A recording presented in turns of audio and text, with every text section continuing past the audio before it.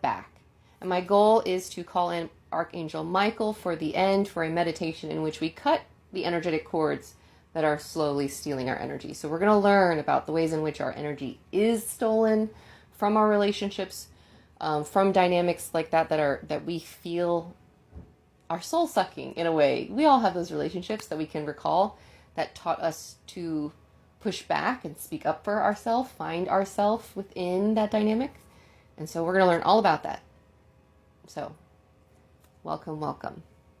Okay, so now we ring the bell. You feel like Apollo wants to join in. Interesting. Yes, well, so if you are not on our Discord, you feel like Apollo wants to join in. Interesting. Yes, well, so if you are not on our Discord, you really should have truth.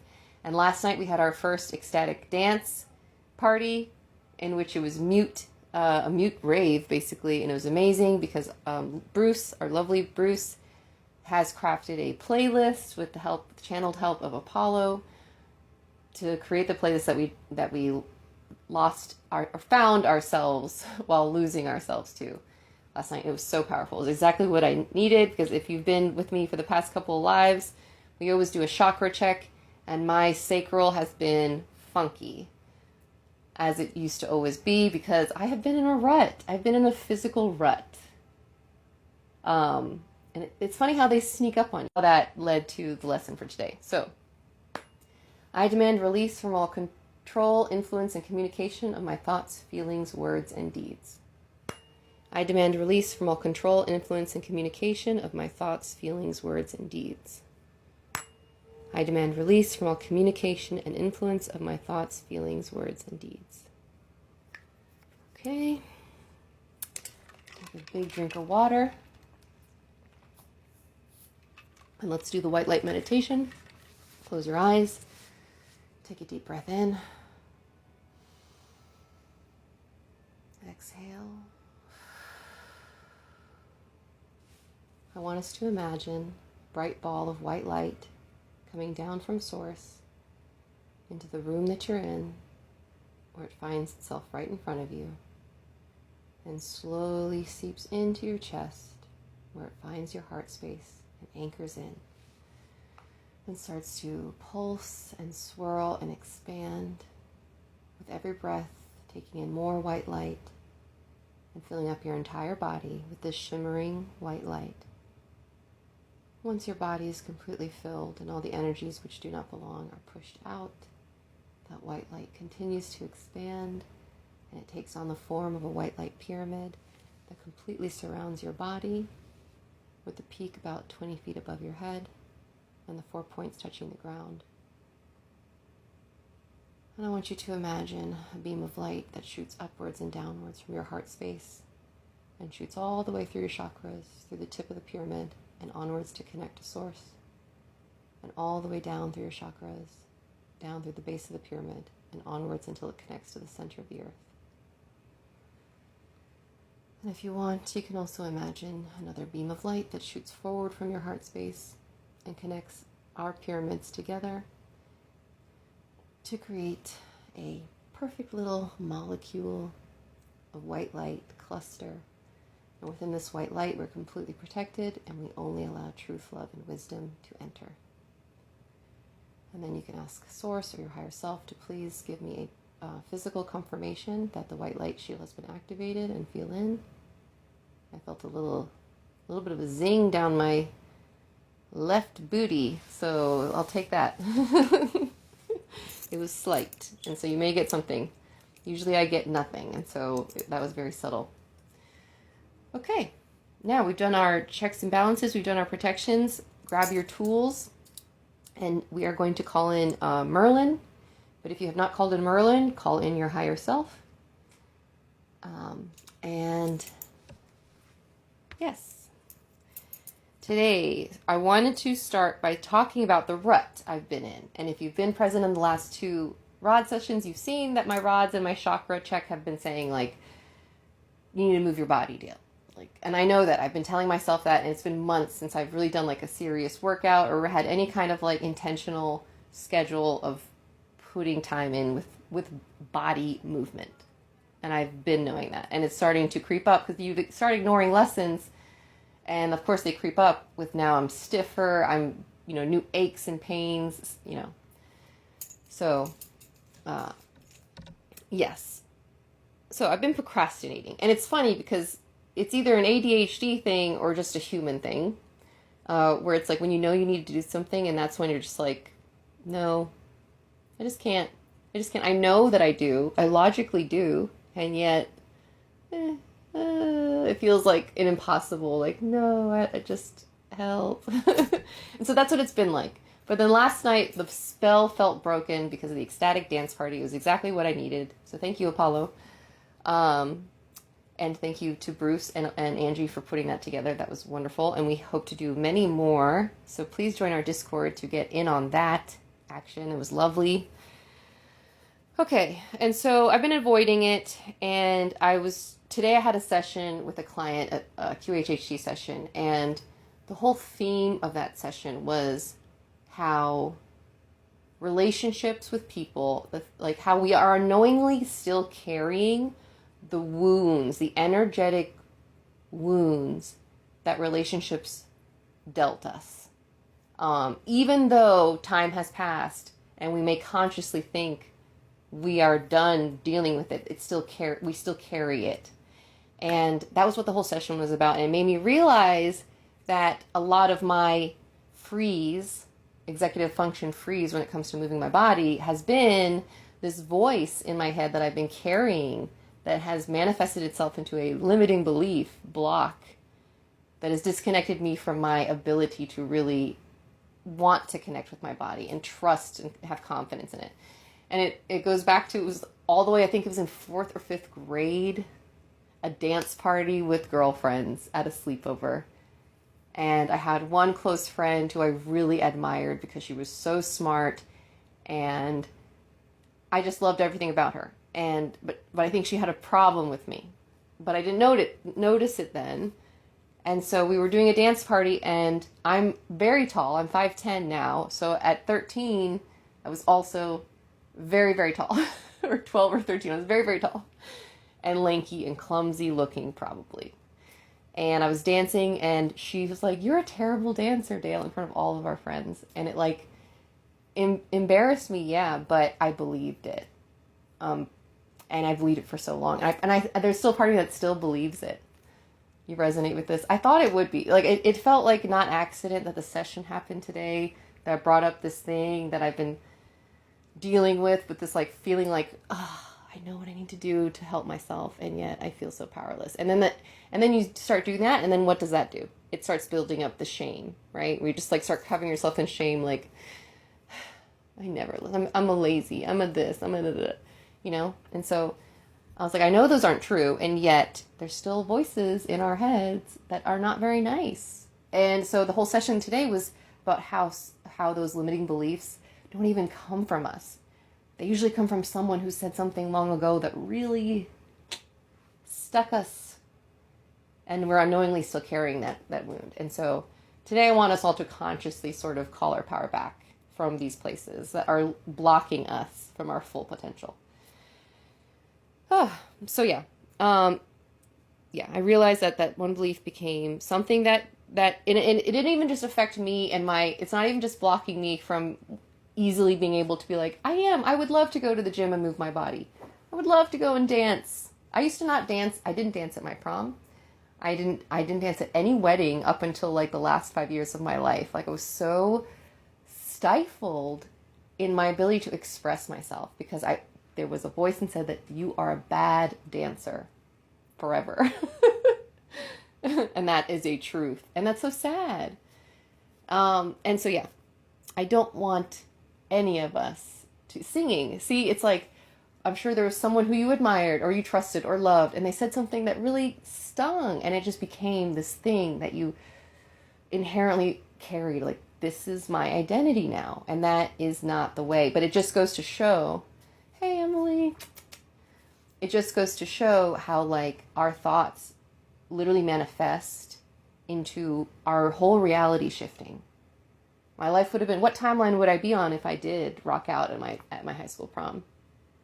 what timeline would I be on? Like, it's just so funny to think about. Like, there's no regrets, of course, but man, if we're unknowingly leaking the energy, and that energy is creating a block that's blocking me from doing what I need to do in order to take care of myself, then this is the problem.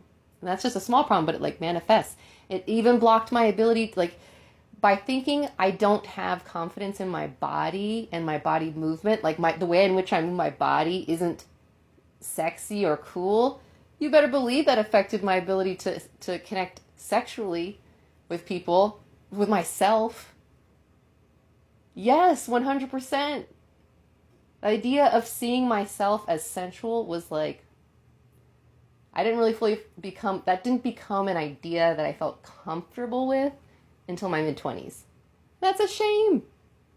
But, you know, so it just goes to show how thoughts create our realities. They limit us or expand us. And so what are we thinking? What are we carrying? It's time to get into it.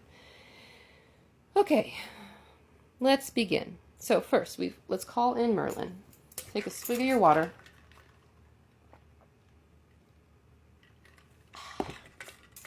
Okay.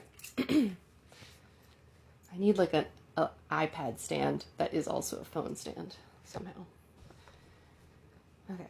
All right. So I would like to connect to Merlin. Okay. All right. So I would like to connect to Merlin. Yes. This light is like being blocked. Hold on. Okay. There we go. All right. Maybe it's just my brightness. Okay. So, am I connected to Merlin? Yes. Okay. Wonderful. And just to do your double checks, am I only connected to Merlin the Wizard currently? Yes. If you get a no, go back to doing the white light pyramid and call in Merlin again. And then we go to, okay, since I know you're connected, could you please show me a yes? Thank you. Okay. Go back to neutral. Show me a no. Thank you. Okay, neutral. And show me a maybe. Usually it's frozen for me for maybe. And then show me an answer not allowed or access blocked. Also frozen for that one. So you have to like read in to get more information on those responses. Yeah. Okay, so section 1, hidden energy leaks. Are most people losing energy in ways they don't even consciously recognize? Yes.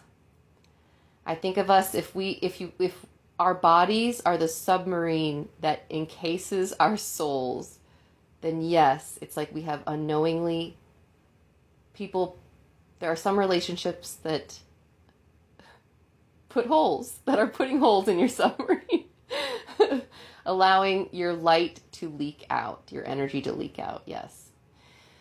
And so can mental loops drain energy more than physical effort? Mental loops, yes. Oh, interesting. So running circles in your mind over like anxiety basically is more exhausting than actually running physical miles. That's what it's saying? Yeah. Again, it doesn't gain you any muscles like the actual physical exertion does. No, it just gets you often headaches. Yes.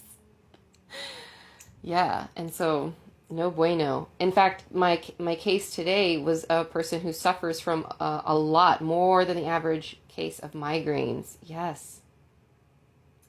Like 9 to 11 migraines a month with medication. That's crazy to me. But we learned that a lot of that is it's like she's an emotional teapot with no vent. Yeah. That it's the perfect storm when you combine anxiety, overthinking with emotional suppression, your body is going to malfunction. Yeah. And so it's all connected. If your energy and emotions are all connected. And so if you're not moving emotion, energy out of your body, the inevitable result is stagnation, which leads to disease. Stagnation that leads to just pain, swelling, inflammation. Yeah. So it manifests into a physical manifestation if we don't address mental and even spiritual hygiene, energy leaks, all these kinds of things like we're talking about today. Yeah. And that is one of the questions today, where does movement, does actual physical movement help move emotional energy, stagnant emotional energy? Yes. And so do those TikTok vibration plates actually help move energy the same way? Yes. So even, do they actually help you lose weight? Oh, I mean, subtly. But yeah, it's not a magic pill or anything, but they do help shake things up, move things around, which is usually the problem for someone who isn't moving very much. So yes. I am feeling great today too. That dance party was exactly what I needed. It was the best, where you feel the full body chills, and I had the lights off, and I was just, If we make this a regular thing, I may have to get like a personal laser light show for my living room. I mean, adult money, so I can do what I want. I was like, I need a disco ball. I'm already reformatting the living room. Okay. The problem is that we live in a society in which feeling drained is normalized. Yes. We live in a society in which a lot of our media has portrayed normalized relationships that require endurance instead of fulfillment, that kind of a thing. And that goes for both, like, it portrays romantic relationships and family relationships, where you're just like, oh man, there goes that guy again. That's just how he is. Kind of, you just gotta, what can you do? Kind of a mentality. You know what I mean? And it's like, it always portrays the person who says something about it, like, hey, that didn't sit right with me, as the problem, right? No one wants to be the problem. You want to be the good girl, the good boy. And so we've been raised to believe that boundaries are bad, don't do that, be easy, low maintenance, make people like you.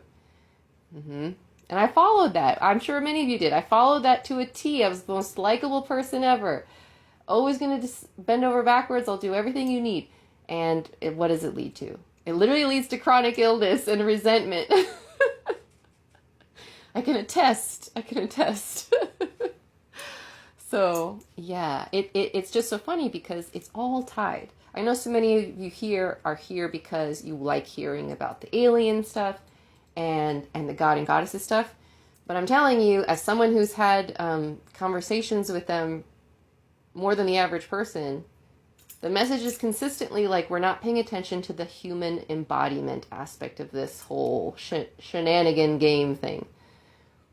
Yes, opposing forces love it when we give away our power. And just as Emily has said, self-doubt and low self-worth is literally benefiting nobody but the opposing forces. Yes. Which is why it's so common.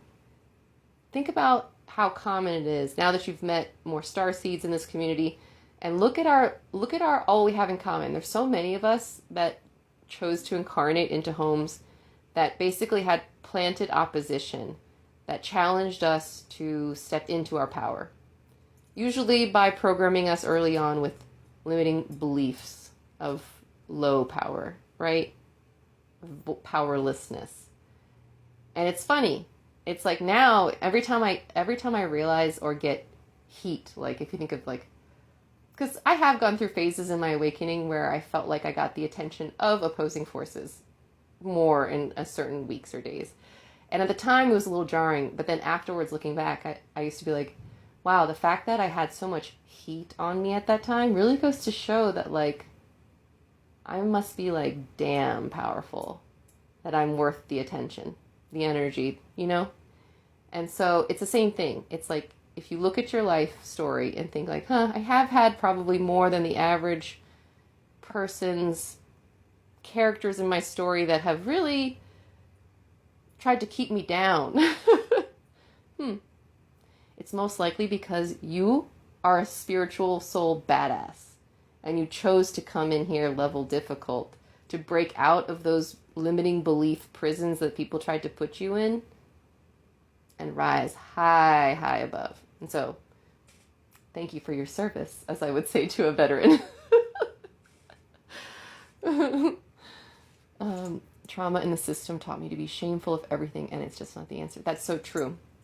My client today was saying, and I was just telling you guys earlier, that like when we're not doing that part of us that's like, I know I should be doing this, but it's like I don't feel like I have the energy, and we don't realize our energy is literally being sucked unknowingly by relationships or limiting beliefs that we're programming that we're subconsciously running in the background, basically.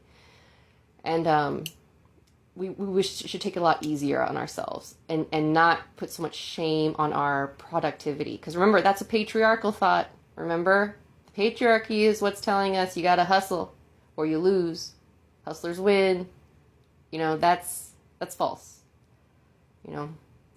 It's funny because I, like many of you and most women, have operated most of my life in a very patriarchal mindset. I hustled my way through it my whole first half of my life, double majored, never took summers off. I was like, I maxed my hours and credits in college every single time, full ride, never had summer. Like, it was wild. I don't know how I survived. But in the end, when I did get out of that rat race, I realized like how burnt out and a shell of a person I was, and that I never had time to really sit and be like, why am I doing all of this hard work truly? Other than making money. And but that's the whole point, right? Make people race like a rat so you never think and start to think, why am I here? What's the purpose of my life? You're here to survive. You're here to earn your living. That's the patriarchy. And so I challenged today's lesson in the session this morning was really about challenging those limiting beliefs too. That why can't you relax? Like, why? But, my client today was a single mom, and so she, like many mothers, including myself, have a hard time relaxing unless the house is perfect. Like, I can accept visitors perfect. Then I can relax. But that's impossible. And especially when, like, you're the default caregiver and you're also working or trying to do that, plus trying to keep your body healthy. Like, come on. Something's got to give. And we know it. We logically know it, and yet we still hold ourselves to these standards where we're like, it doesn't matter. It doesn't matter. People are going to judge me. They're going to think this is a crack house because my dishes aren't done. And I'm sitting on the couch. Logically it's crazy and we know it. And yet it is part of our programming. And so I'm challenging us to call those ideas into question and to intentionally say, nope, I am entitled to rest. In fact, as a woman fighting for my right to rest, it is my duty. So again, thank you for your service. Those out there sitting down and relaxing right now. Okay. Now, moving on to section 2, identity distortion. So, are many of these core beliefs that we hold formed in early life? Yes. And are they often shaped by others' opinions? Yep. Can your identity be based on more, can identity be based more on perception rather than truth? Yes, so we can create these false identities based upon the thoughts that are given to us, the identities given to us by others who know less about us than we do. And often those people know less about themselves. So, we all know that trope where it's like, hurt people. Yes. The narcissist, the emotionally stunted narcissist is often just a hurt little child who doesn't know how to cope and is hurting everyone around them, whether they want to or not. So it's the whole lesson today was about how, like, what if we just stop taking that projected energy? Like, it took me a long time to stop identifying with the identity people gave me. Yes. And it's very hard, especially when those people are your closest. Like, I still have a very rocky relationship with members of my family. And it's because you know, what's that phrase where it's like they want to remember you as a version of you that they like had more power over, right? And so accepting you're different is borderline impossible to some people. And so it's like that. And that used to really hold me back because I wanted to earn their respect. I wanted them to like me. I wanted to please them. And I had to let that go. You got to let it go. And yeah, that's just a matter of it, because it was holding me back. It was holding them back. But nothing I can do about it, right? I can wish they heal, the version of them, the aspect of them that is still wounded. But I can only show up in the version I am today and do my best every day to be respectful to everyone. And the rest is in God's hands, as I say. It is so hard to lose friends. But it's not about losing. It's just like, I always say it's a see you later. You know, we bump into each other in more than just this lifetime. And so, such a struggle to let go of other people's perceptions of you and their words. Yes, it was so hard, especially when they're so close to you.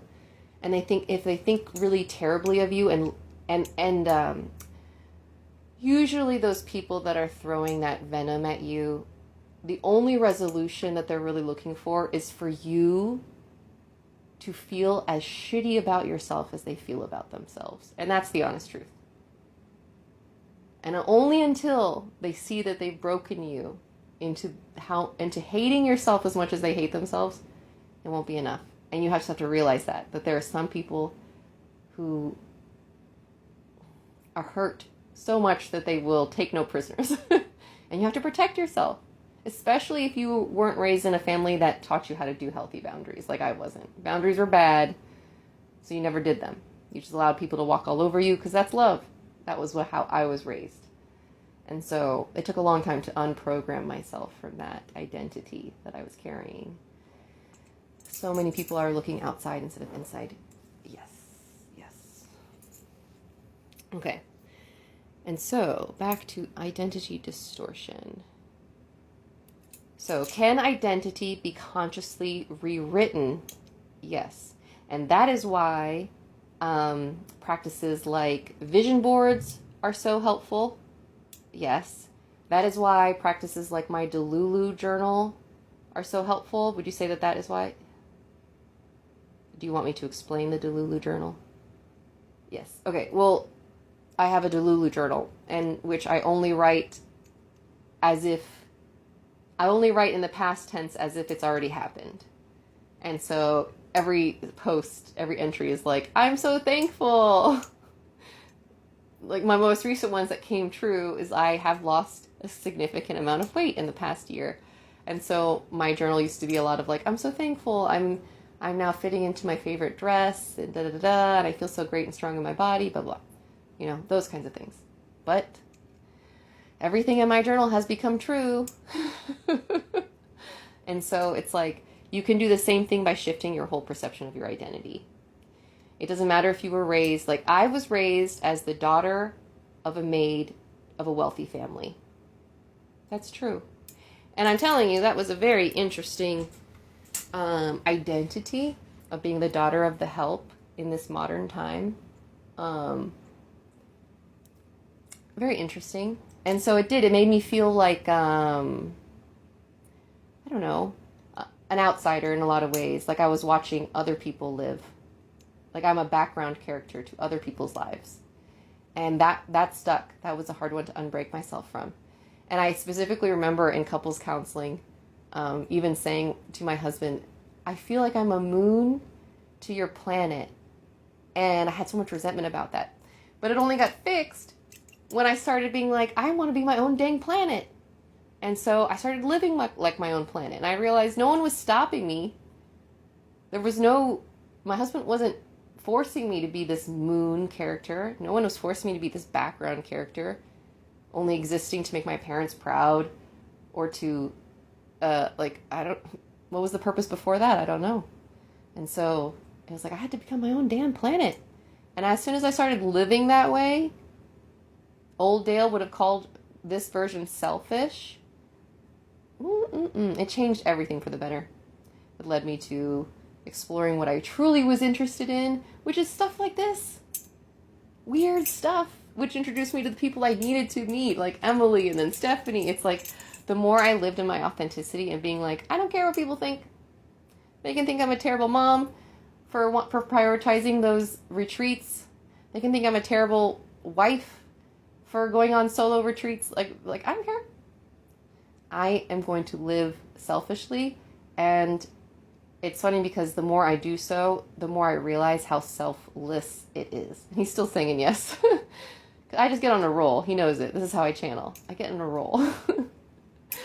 And yeah, it's like, this is a selfish game. And if you want to help those that you love around you heal, instead of fixing them, the best thing to do is to focus 100% on yourself. Model what true joy and aliveness looks like, and see how other people kind of follow your vibe. You'd be surprised. So I'm glad you needed to hear this, Bruce. I needed to hear the session this morning too. It was wild because, you know, think of all the starseeds out here who have had your run-ins with the narcissist in this lifetime, right? It's an initiation in and of itself. Would you say so? Like, it's almost like every starseed, almost every, must go through this initiation of being put against a narcissist. I know I did. In many different aspects. Family, marriage, in-laws, all levels. And so, it's like, I'm getting a burp because it was on purpose. Because we're all supposed to be like loud. We're all supposed to be challenged so much until we realize these people have been cosplaying as adults who know what the hell they're doing and talking about. And it has come to my awareness. They know much less than I do. And operate accordingly. And stop taking what they say as fact. I've said this before, but it's like almost everything is projection. Everything. And so if that's true, why do we take it to such heart? But it's programmed into us. Like I said, be likable. Be the version that is easy to like instead of who you truly are. Which is perfect if I'm trying to keep the world terrible like it is right now. But as we're learning from conversations with literally angels, aliens, gods, dragons, they all say the same thing. The number one thing to do, if you feel like you're looking around and you're like, we could do better. This world's kind of ghetto. What's going on? If you want to change anything about this world, about your life, the number one thing to do, ask yourself, who are you? Who am I? Challenge yourself to be more authentic today in a daily interaction. You don't have to explain everything, but maybe something that you would have held back because you were afraid of being judged, you just say it and see where it lands. And start practicing and start freeing yourself from the prisons that we've been put in, from these invisible chains. Access your authenticity. Access your joy. So many of us can't even touch joy because we're afraid of the version of ourselves that we would become if we let go of the pain we've unconsciously been carrying. So it's holding us back, and it's holding us back from saving the world. So it's not just you. And if that helps you, empaths out there who maybe struggle to take care of yourself and prefer to take care of everyone else, then do it for the world. Become the hottest, happiest, most joyful, badass version of you for the world. Okay, and then let's go to section, what is this? Oh, I kind of already talked about it with starseed origin and contrast, about how like most of us sign up for this early conflict. Yeah, I actually am thirsty for water. Thank you for the reminder.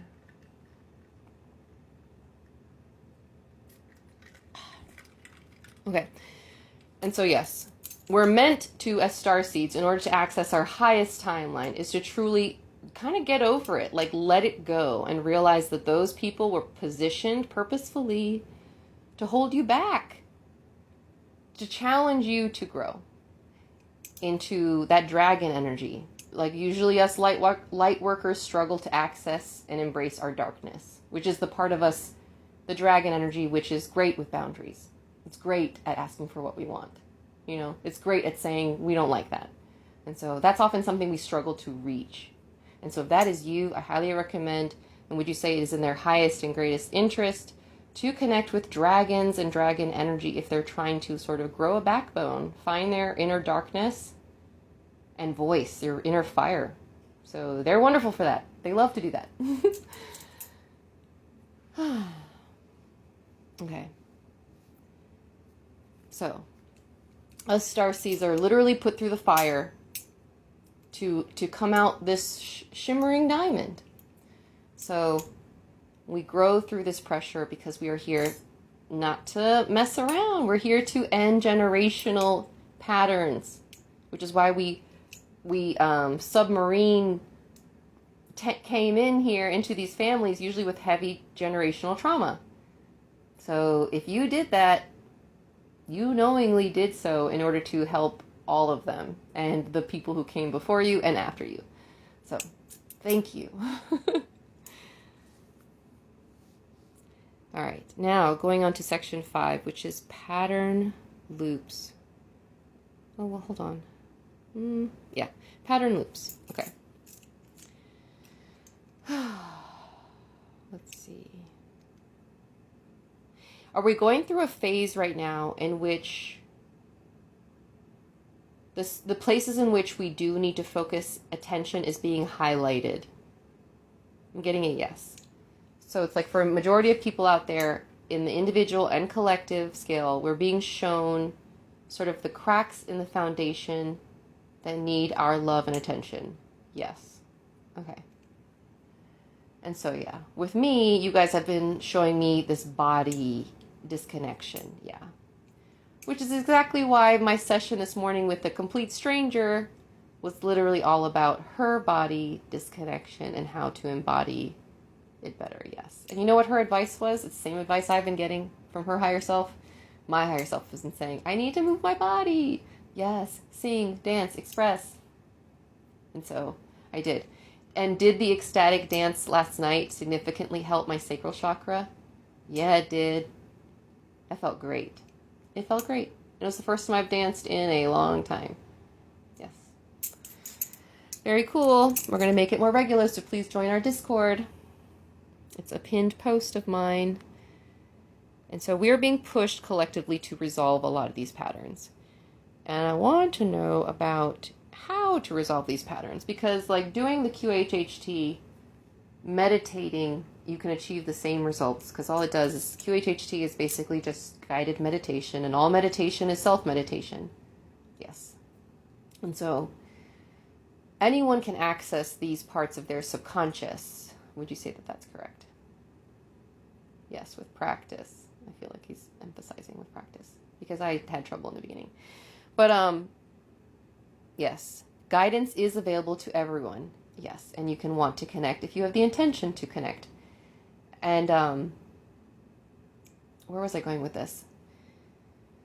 But basically, yes. Because what I want to know is like, okay, I'm aware that I need to move my body and do that. I've done it once, but I need help creating a habit, right? I would love to be able to call in my pantheon, my team to help, but I want to know the ways in which they can help me with this. And so, I don't know. Are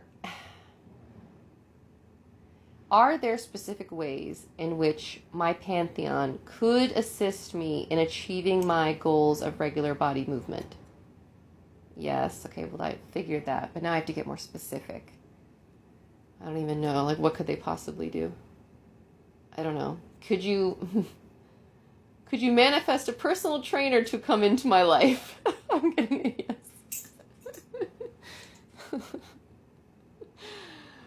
See, I don't know. Then it's a matter of trusting. Yeah.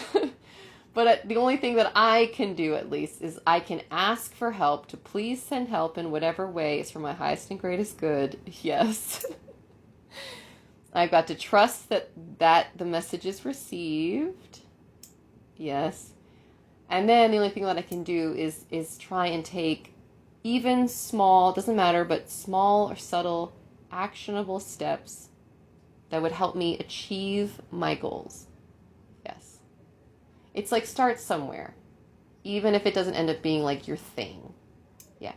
And this makes me think of the time where like I was like coming out of my cocoon of being a new mom in the pandemic. I don't think I talked to an adult human outside of my family in 2 years. And I was starting to be like, okay, the world is less scary. I think I'm ready to go and do something that's not mothering for a second. But I didn't know what. And I remember journaling about that and being like, asking for help and being like, I would like to figure out who I am again now that I'm a mom. And I remember I took the kids to the library and I saw a flyer and it was like, looking for volunteer Spanish English teachers for the free English speaking class in the library. And so it felt like a sign. And now I'm like, it probably was definitely a sign from my highest self to me. Yes. And it gave me a reason to get out of the house. And I did it. And I only did it for like a couple months. And then I realized like, okay, I built up confidence. I can do something now that I was scared to do before. But then I realized like, I don't really love it. It doesn't give me joy as much anymore. It's giving more anxiety and I don't want to show up anymore. So I stopped and I didn't feel, normal old me would have felt a lot of guilt about that because old me endures, right? You endure beyond your needs, your wants. Your wants are negligible for the greater good. And I operated like that, but that's not true. And it's like, I had to trust that everything will be fine if I go. Yes. And was it totally fine even though I left? Yes, it was totally fine. And it helped me getting over that one thing that I finally did. Instead of just wanting to get out of the house, I did one thing, realized in the end I didn't really love it, and I dropped it, but allowed me to pursue something. And it gave me like, okay, what do I really want to do with the limited free time that I have? I was like, I just spent my free time helping other people, and that was nice. But what if I did something that purely helped only myself? And I started to explore this. And it led to me finding someone who's like, told me about a horse rescue, a local horse rescue. And so it's just like you start putting the intention and then watch how people show up in your field and mention that thing that you're like, huh, feels like that's for me. And most of the time it is. Yes. It's like follow the white rabbit is what I'm hearing. Because it's full of breadcrumbs and messages from your higher self leading you on a trail through the dark and scary forest that is this world and to your highest timeline. If you trust it, this is how you'd shift your whole.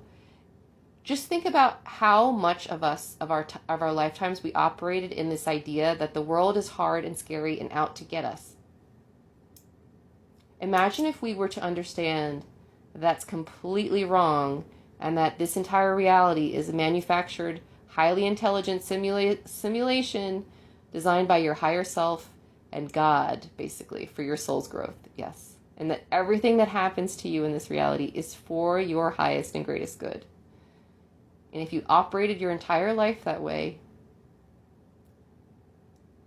you'd be amazed by what you could accomplish with that trust and faith. That it's not even about like God with the capital G, which is real, but it's like you only have to connect to your highest self to realize like, whew, giddy up.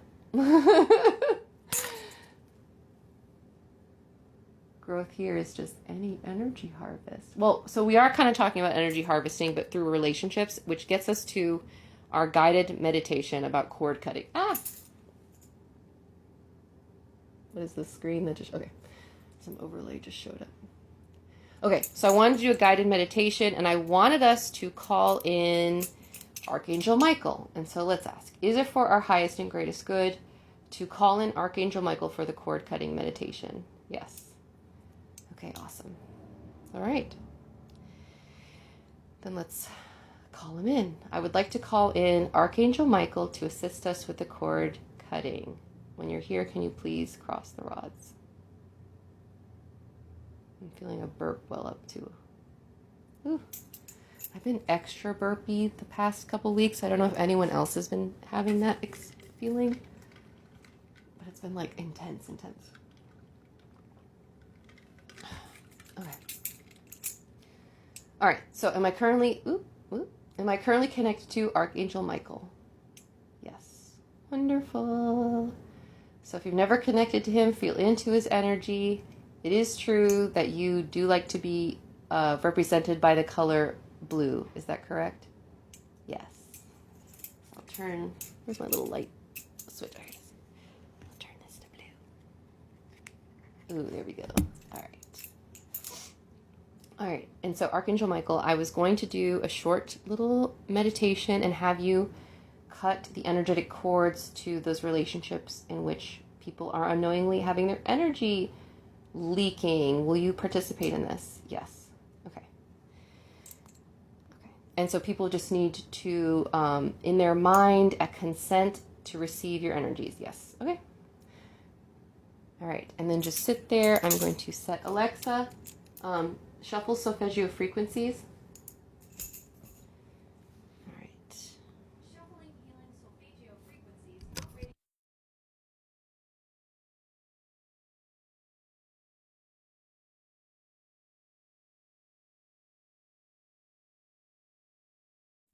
Okay. All right, guys. I want you to take a deep breath in. We're getting into ASMR category now. And we've already called in Archangel Michael. We're sitting in his energy. And again, even if you can't sense him, just trust that he is there. I always bring this up, but you can't see those microwaves cook your food either, but they're working. So enter into this land of make-believe if you must, with an open mind, and trust that Archangel Michael is here and surrounding you.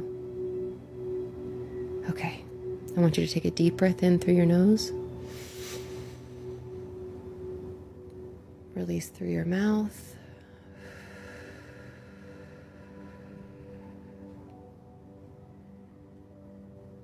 I want you to take another deep breath in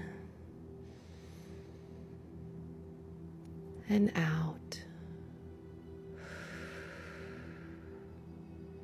Let your shoulders drop. Let your body soften. Let your body know there's nothing to do right now. Bring awareness into your body. Notice where you are, the weight of your body, the ground beneath you. Let yourself arrive in this moment. Take another slow breath in. And as you exhale, soften even more. Now, I want you to gently ask yourself, what energy is holding me back right now? Don't think, just notice. Is it a feeling, a memory, a sensation? Allow it to come.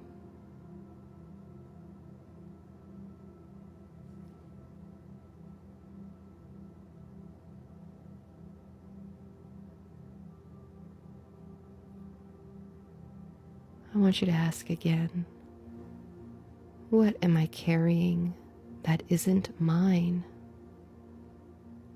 And I want you to notice where that energy is living in your body. Is it in your chest, your stomach, your throat, your back? Just observe.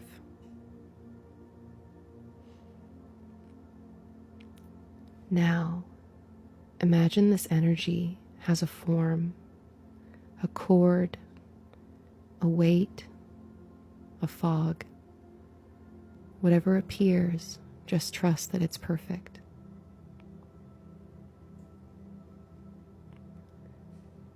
Now, I call forward Archangel Michael for protection, clarity, and release. Feel his presence,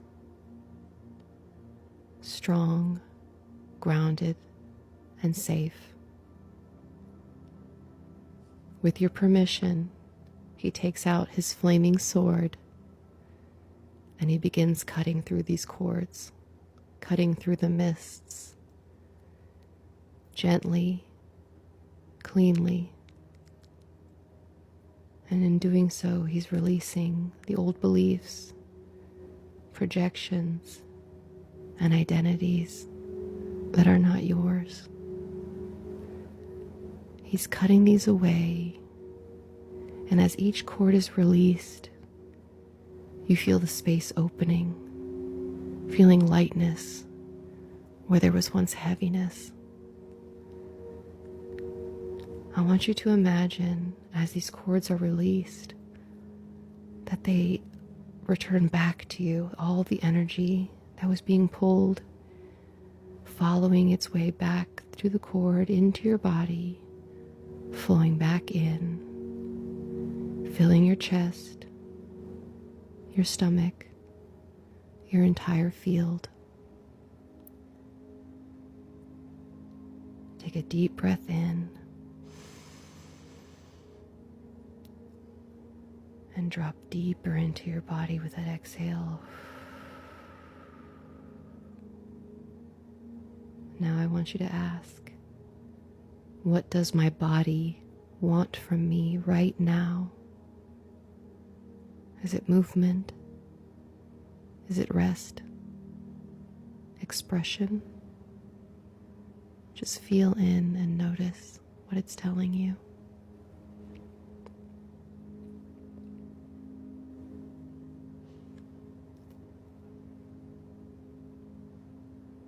And now I want to anchor in this truth. You are not what was said to you. You are not what was projected onto you.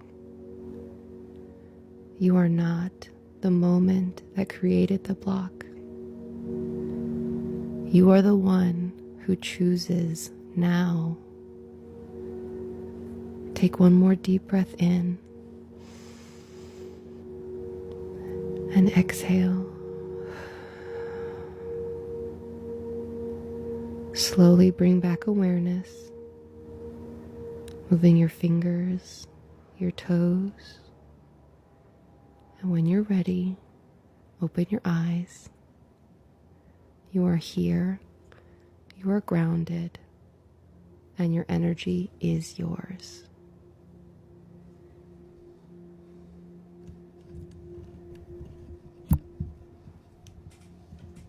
I'd love to hear about any observations you guys had during that. Oh, let's connect and ask Angel Michael. Okay. Are we still connected to Archangel Michael? Yes. Okay.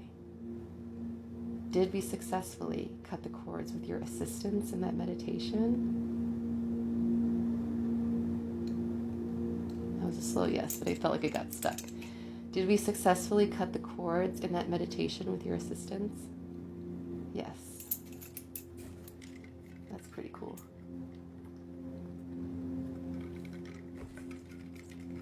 Is it important to imagine these cord cutting meditations on a regular or somewhat regular basis? I'm getting a yes, in the sense that like these cords of energy leakage, drainage happen more easily than we probably think. And a lot of the time they happen, it's not like the person is intentionally trying to drain you. It's like they just don't realize the damage that they do on others. So I'm glad you enjoyed it, guys. Thank you. Whew. And so before we end, let's do a quick little chakra check. I'm excited to see what my chakras say after the dance and after this cord cutting. So let's get in there. And make sure you journal about all the things that came through today as well.